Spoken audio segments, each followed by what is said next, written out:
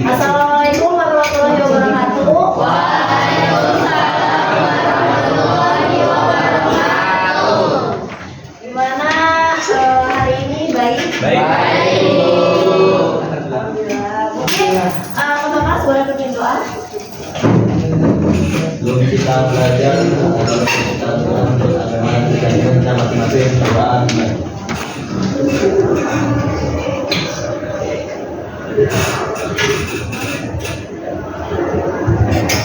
Doa selesai. Terima kasih. Ada yang nggak hadir hari ini? Saya absen dulu ya. Iya, soalnya. Ada yang lihat usahain? Adiska hadir bu. Ahmad Yafi Hadir.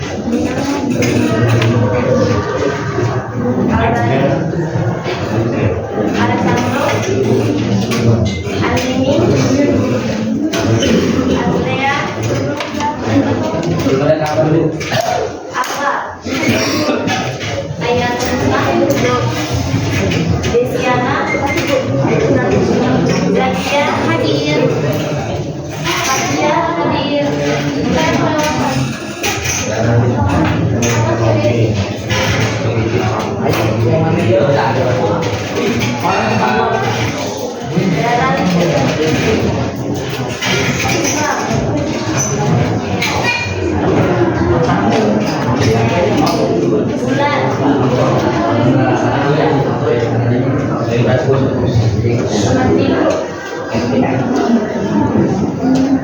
Asiani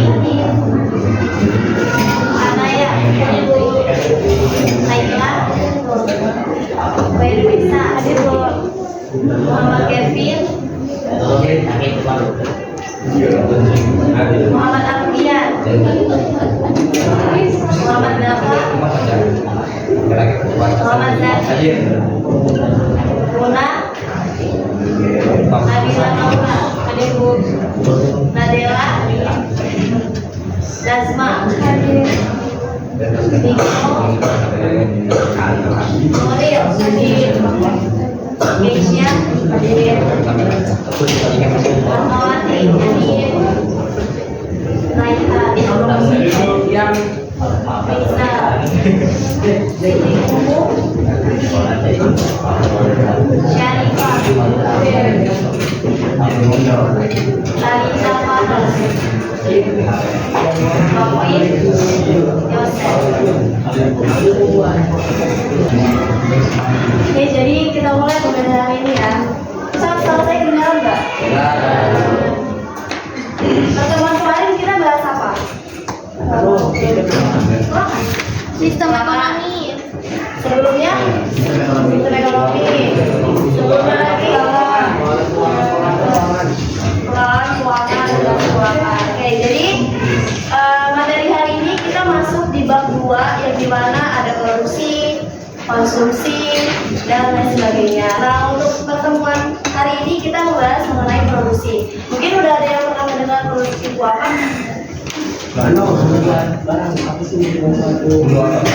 Suatu barang menghasilkan menambah nilai guna. Oke, jadi benar ya, produksi itu adalah menambah nilai guna suatu barang atau menciptakan atau menghasilkan suatu barang baru.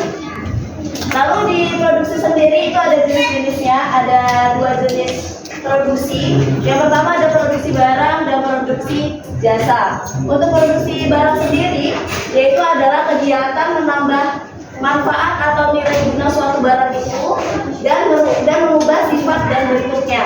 Jadi dia merubah manfaatnya lalu juga merubah bentuknya. Contohnya saja seperti padi yang dimana dia diolah menjadi beras. Nah, lalu di produksi barang sendiri itu terbagi lagi menjadi 2. Ada produksi barang konsumsi dan ada produksi barang modal. Nah, kalau produksi barang konsumsi itu adalah barang yang langsung bisa kita pakai. Contohnya seperti pakaian, baru ada makanan, minuman, dan lain sebagainya. Produksi barang modal itu kayak prosesnya kita proses dari sebelum terbentuknya tadi barang yang kita konsumsi. Lalu di produksi jasa itu adalah kegiatan menambah nilai guna juga, tetapi dia tidak merubah sifat atau tidak merubah barang itu tadi. Nah, yang pertama ada produksi jasa langsung dan produksi jasa tidak langsung. Pertama ada produksi jasa langsung dan yang kedua ada produksi jasa tidak langsung. Nah, kalau produksi jasa langsung itu jasanya langsung kita rasakan. Contoh jasanya seperti tukang cukur atau tukang pijat. Kalau kita dipijat otomatis kita langsung merasakan kan? Nah, kalau misalnya produksi jasa tidak langsung itu kebalikannya. Berarti dia tidak bisa dirasakan secara langsung. Contohnya saja kayak pegawai bank. Kalau pegawai bank kan dia perlu prosesnya gitu kan. Kayak kita ke teller, kita harus ngelakuin proses pendaftaran atau apa, sampai panjang perjalanan untuk bisa merasakan jasa yang udah diakan seperti itu. Lalu ini ada tujuan kegiatan produksi yang dimana secara umum tujuan produksi itu adalah untuk memenuhi kebutuhan manusia. Yang dimana jika kebutuhan manusia yang bisa terpenuhi maka kehidupan kita menjadi lebih sejahtera. Tetapi di tujuan kegiatan produksi dia terbagi menjadi dua. Ada bagi konsumen. Konsumen itu orang yang menjual, sedangkan konsumen itu kita. Sedangkan produsen itu adalah orang yang menjual. Nah, kalau bagi konsumen itu kita merasakan kan, kita merasakan barang dan jasa yang udah dibuat oleh produsen itu sendiri. Sedangkan produsen gunanya untuk apa tujuannya? Tujuannya untuk mendapatkan keuntungan dari produksi yang udah dia produksi gitu. Lalu di dalam pembuatan produksi itu sendiri pastinya ada faktor-faktor pendukung untuk produksi itu bisa terbuat. Nah, faktor produksi itu adalah segala sesuatu yang dibutuhkan untuk memproduksi barang dan jasa. Tanpa adanya faktor keempat ini, maka produksi tidak bisa terjalankan.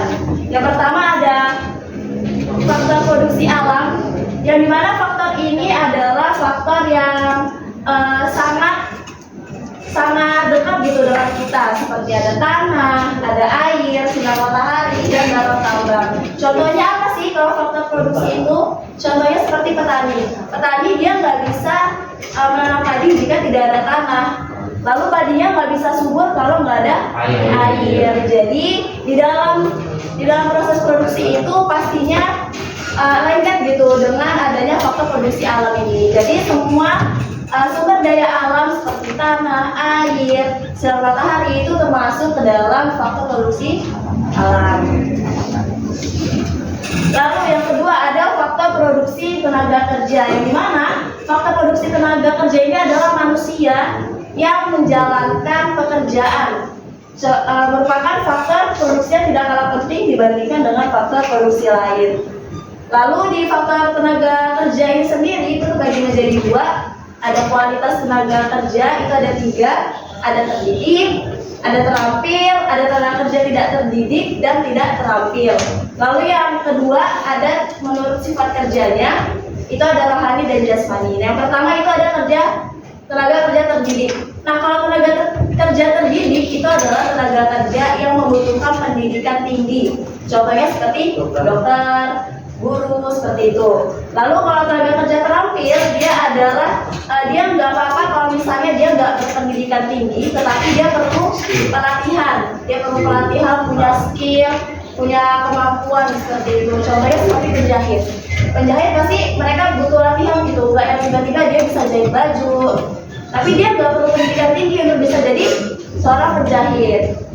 Lalu yang ketiga ada tenaga kerja tidak terdidik dan tidak terampil. Nah, kalau tenaga kerja tidak terdidik dan tidak terampil ini seperti dia bisa otodidak gitu. Dia nggak perlu pendidikan tinggi, dia tidak perlu keterampilan atau pengetahuan khusus, tapi dia udah bisa melakukannya. Contohnya seperti pembantu rumah tangga. Nah, pembantu rumah tangga kan dia nggak perlu latihan kan, tapi dia udah bisa langsung gitu memiliki pekerjaan pembantu rumah tangga. Lalu yang kedua yang menurut sifat kerjanya ada rohani dan jasmani. Nah, kalau tenaga kerja rohani adalah tenaga kerja yang sifatnya itu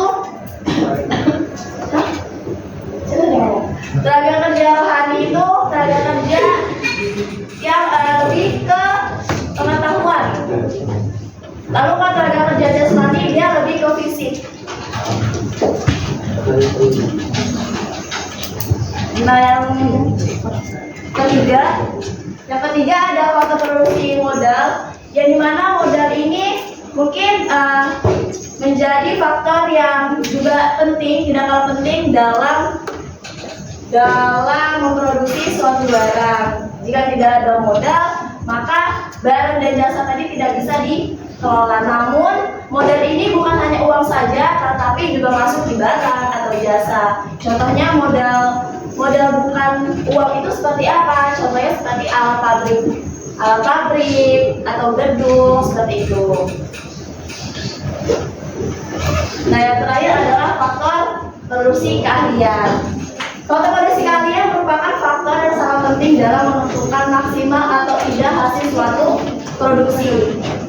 Keahlian itu adalah seorang manusia yang dimana dia mampu untuk mengelola, baru dia mampu untuk mengkoordinasi atau mengarahkan faktor-faktor produksi agar produktivitas dapat meningkat. Walaupun dia memiliki modal yang banyak, walaupun dia memiliki barang atau jasa yang maksimal, tetapi jika dia tidak ahli atau dia tidak pandai dalam mengelola modal tersebut, maka produksinya tidak bisa dihasilkan dengan baik seperti itu. Sekian materi hari ini, mungkin ada yang mau ditanyakan? Ulangi modal, Bu. Kenapa? Ulangi modal. Nah, jadi faktor produksi modal itu tuh bukan hanya uang, tetapi dia juga bisa barang dan jasa. Nah, fungsi faktor produksi modal adalah sebagai penunjang dalam mempercepat atau menambah kemampuan dalam memproduksi. Jadi dia itu modal itu adalah yang membiayai atau yang membantu dalam proses pembuatan produk itu tadi. Tetapi bukan hanya berdasarkan uang saja, mungkin barang seperti alat pabrik atau gedung sebagai tempat dia membuat produk itu. Coba tadi produksi apa? Ada yang boleh angkat tangannya? Produksi apa? Kegiatan membuat sesuatu. Kegiatan untuk membuat suatu barang, baru jasa.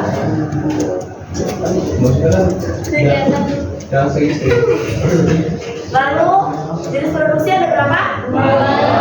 Apa aja? Barang dan jasa. Kalau barang itu apa aja? Konsumsi sama modal. Konsumsi dan modal. Kalau jasa? Langsung. Contohnya kalau langsung apa tadi? Langsung dirasakan dalam pijat. Tukang pijat, tukang cukur, dia langsung bisa merasakan gitu. Tapi kalau tidak langsung kan dia melalui proses panjang, seperti kayak teller bank atau pegawai bank. Seperti itu. Lalu tujuan kegiatan produksi itu untuk apa? Memenuhi kebutuhan. Untuk memenuhi kebutuhan manusia. Lalu kata-kata produksi ada berapa? Ada apa aja?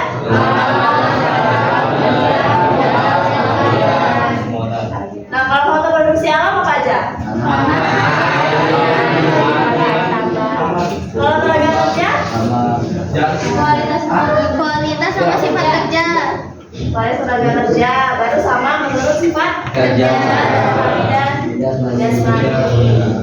Lalu yang ketiga ada? Modal. Dan terakhir ada? Keahlian. Apa? Keahlian. Oke, pertemuan hari ini cukup sekian. Kurang lebih saya mohon maaf. Wassalamualaikum